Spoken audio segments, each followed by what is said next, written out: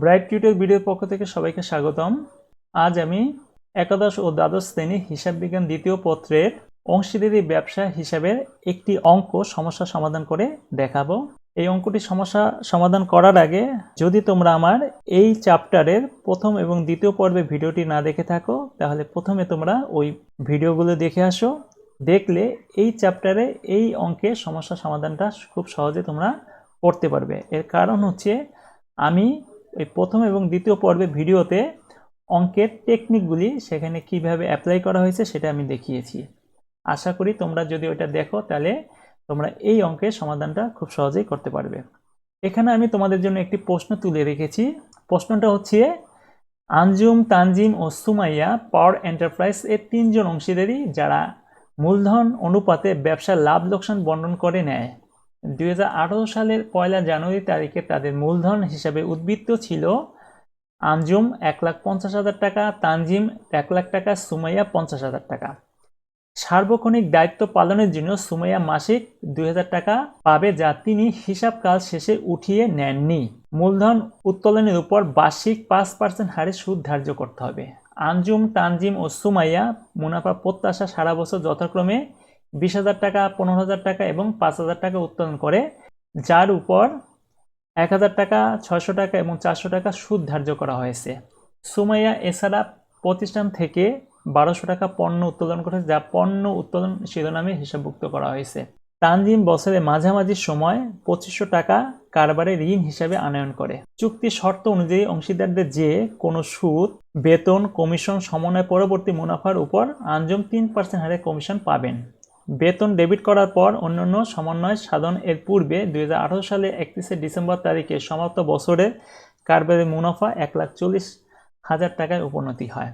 আমি প্রশ্নটা তোমাদেরকে পড়ে শুনাইলাম। তারপর হচ্ছে তানজিমের ঋণের সুদের পরিমাণ নির্ণয় করো, অংশীদারের লাভ লোকসান আবন্টন হিসাব প্রস্তুত করো, পরিবর্তনশীল মূলধন পদ্ধতিতে মূলধন হিসাব প্রস্তুত করো। এখানে তোমাদের কিছু বিষয় আছে সেটা তোমাদের জানা দরকার। সেই বিষয়টা হচ্ছে এখানে কিন্তু মূলধন এবং উত্তোলনের উপর সুদ ধার্য করছে 5%। যেহেতু উত্তোলনের উপর সুদের সুদটা এখানে ওরা বের করে দিয়েছে 1,000 টাকা, 600 টাকা এবং 400 টাকা, তাই তোমাকে বের করতে হবে না। আর একটা বিষয় হচ্ছে সুমাইয়া সে প্রতি মাসে বেতন পায় 2,000 টাকা, এ কিন্তু তুলে নেননি, কিন্তু লাভ লোকসান বন্টন হিসাবে এই বেতনকে কিন্তু ডেবিট করা হয়েছে, অর্থাৎ এটাকে হিসাবভুক্ত করা হয়েছে, তাই এটা লাভ লোকসান বন্টন হিসাবে এটা আসবে না। আর একটা বিষয় হচ্ছে যে এখানে পণ্য উত্তোলন করছে সুমাইয়া 1200 টাকা, যা পণ্য উত্তোলন শিরোনামে হিসাবভুক্ত করা হয়েছে, এটাও কিন্তু আসবে না, লাভ লোকসান আবন্টন হিসেবে আসবে না, কারণ কি এটাকে অলরেডি হিসাবভুক্ত করা হয়েছে। এই বিষয়গুলি তোমরা আশা করি বুঝতে পেরেছো। আর একটা বিষয় হচ্ছে দেখো, অংশীদারদের যে কোনো সুদ, বেতন এবং কমিশন সমন্বয় পরবর্তী মুনাফার উপর অঞ্জুম 3% হারে কমিশন পাবেন। অর্থাৎ এখানে সুদ, বেতন এবং কমিশন এগুলো কিন্তু আগে সমন্বয় করে নিতে হবে, করার পরেই কিন্তু আঞ্জুম 3% হারে কমিশন পাবেন। আশা করি প্রশ্নটা বুঝতে পেরেছো। এখন আসো তানজিমের ঋণের সুদের পরিমাণ নির্ণয় করা যাক। তানজিম কি করছে? ঋণ নিয়ে আসছে, সেটা হচ্ছে বছরের মাঝামাঝি সময়। চলো তাহলে আমরা অঙ্কটি সমস্যা সমাধান করি। কর্ণং প্রশ্নের উত্তর, তানজিমের ঋণের সুদের পরিমাণ নির্ণয়। তানজিমের ঋণের সুদ আমরা নির্ণয় করেছি 750 টাকা। সেটা কিভাবে হয়েছে সেটা আমি তোমাদেরকে বলছি। প্রথমে আমি 25,000 টাকা লিখছি, আর এটা কিন্তু বছরের মাঝামাঝি সময় এনেছে, তাই আমরা এখানে বছরের অর্ধেক সময়টাকে ধরবো, অর্থাৎ 6 মাস ধরবো। তাহলে আমি 6/12 লিখেছি।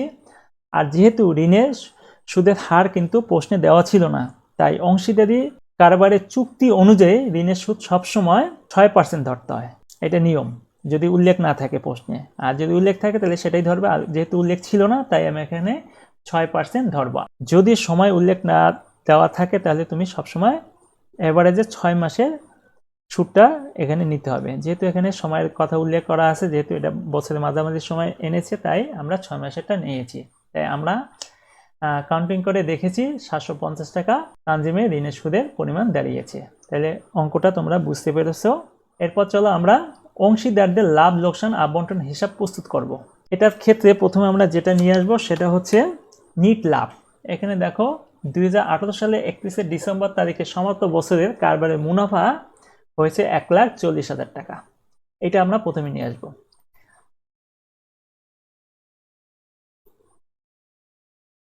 নং প্রশ্নের উত্তর পাওয়ার এন্টারপ্রাইজ এটা হচ্ছে ব্যবসার নাম, লাভ লোকসান আবন্টন হিসাব 2018 সালের 31শে ডিসেম্বর সমাপ্ত বছরের জন্য।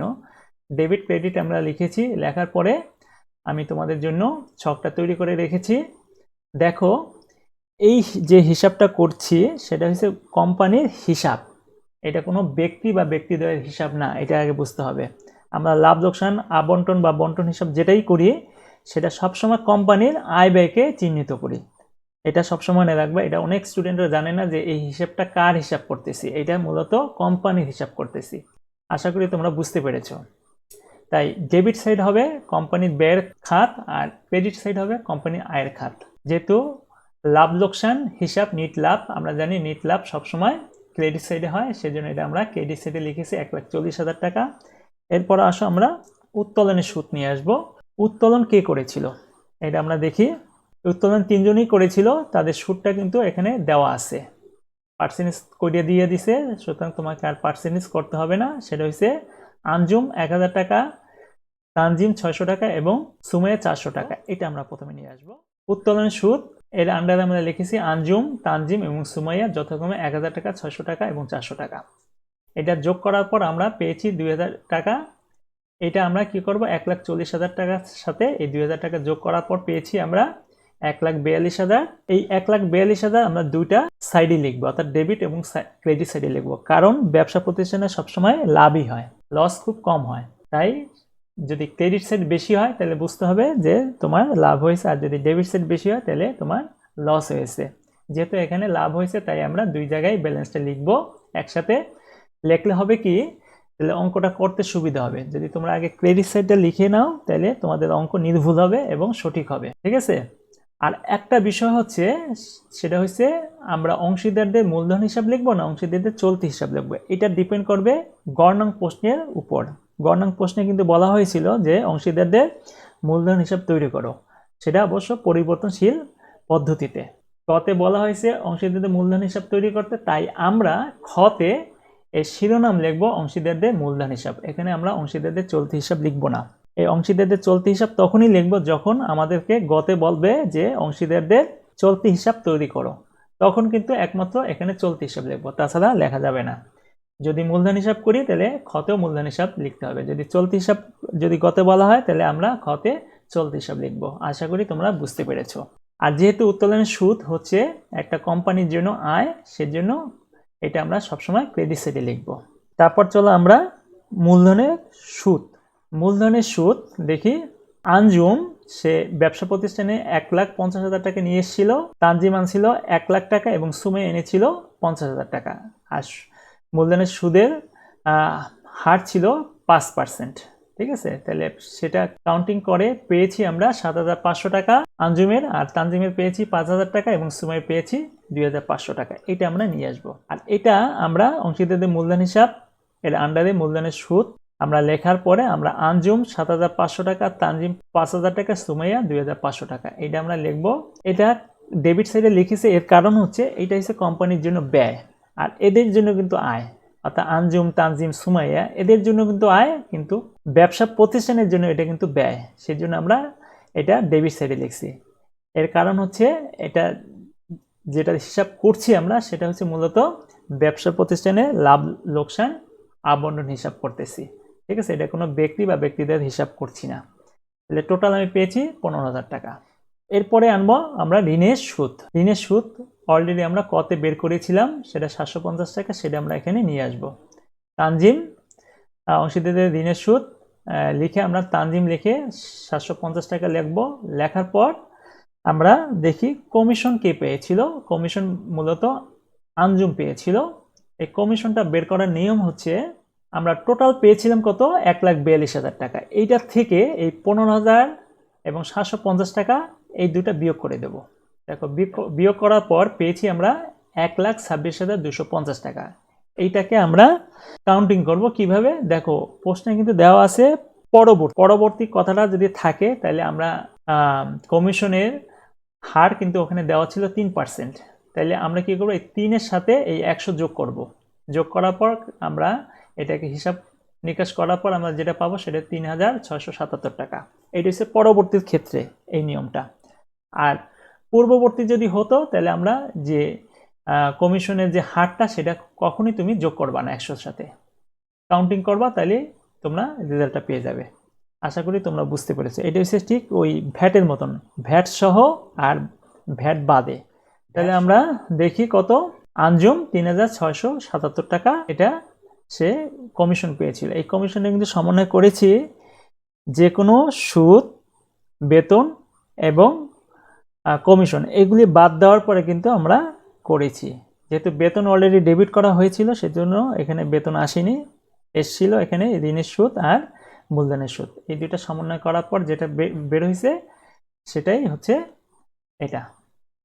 আশা করি তোমরা প্রশ্নটা বুঝতে পেরেছ। এখন আসো এই তিনটা যোগ করার পর আমরা এই 1,42,000 থেকে বিয়োগ করব। বিয়োগ করার পর যেটা পাবো সেটা হচ্ছে 1,22,573। এটাকেই আমরা এই তিনজন অংশীদারি যে পার্টনার রয়েছে এদের মধ্যে বন্টন করে দেবো। চলো সেটা কিভাবে করতে হয়। প্রথমে আঞ্জুমের টাকাটা আমরা লিখবো 1,50,000 টাকা, তারপর তানজিমেরটা লিখবো, তারপর সুমাইয়েরটা লিখবো। এটা লেখার পরে আমরা এটাকে রেশিও করব, অর্থাৎ অনুপাত করব। অনুপাত করলে রেজাল্ট দাঁড়ায় 3:2:1। তিনটাকে যোগ করব। যোগ করার পর আমি পেয়েছি 6। এটা কি লিখবো? 3/6, 2/6, 1/6। যথাক্রমে আঞ্জুমের অংশ 3/6, তানজিমের অংশ 2/6, সুমাইয়ের অংশ 1/6। এইভাবে করার পর আমরা যে টাকাটা আমরা পেয়েছিলাম 1,22,573, এটা আমরা বন্টন করে দেবো তিনজনের মধ্যে, ঠিক ওই রেশিওতে। তাহলে আমরা আঞ্জুমের পেয়েছি 61,286 টাকা, তানজিমের পেয়েছি 40,858 টাকা এবং সুমাইয়ের পেয়েছি 20,429 টাকা। এটা আমরা এখানে নিয়ে আসব। লেখার পরে আমরা যেটা পেলাম সেটা হচ্ছে 1,22,573। এটা করার পর আমরা টোটাল পেয়েছি কত? 1,42,000, 1,42,000, অর্থাৎ ডেবিট এবং ক্রেডিট সাইড দুই পাশেই মিলে গেছে। এর মানে হচ্ছে অঙ্কটা হয়েছে। আশা করি তোমরা অঙ্কের সমাধানটা বুঝতে পেরেছো। এবার আসো আমরা পরিবর্তনশীল মূলধন পদ্ধতিতে মূলধন হিসাব প্রস্তুত করো। এটা আমরা করব। এটা করার জন্য প্রথমে আমাকে লাগবে উত্তোলন এবং ব্যালেন্স লাগবে। যেহেতু ওদের ব্যালেন্স ছিল কত, দেখো উত্তোলন ছিল তোমার 20,000, আঞ্জুমের তানজিমের 15,000 টাকা এবং সুমাইয়ের 5,000 টাকা, এটা লিখবো। আর তাদের মূলধন ছিল যথাক্রমে আঞ্জুমের 1,50,000, তানজিমের 1 লাখ টাকা এবং সুমাইয়ের 50,000 টাকা, এটা আমরা নিয়ে আসবো।